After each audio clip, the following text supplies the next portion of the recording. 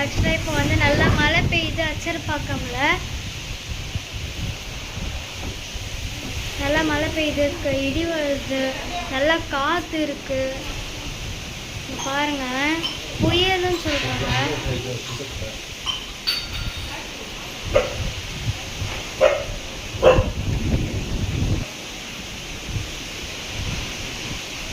பாருங்க இங்கே எப்படி இருக்கு, இங்கே எப்படி இருக்குன்ட்டு அப்படியே மழை பெய்கிற மாதிரியே இருக்கு. ஆனால் மழை பெய்யுது. செம்ம டார்க்காக இருக்குது. நாலு சைடுமே வந்து அப்புறம் மழை பெஞ்சிட்டே இருக்கு. இங்கே பாருங்க எவ்வளோ ஈரமாக ஆச்சுன்ட்டு.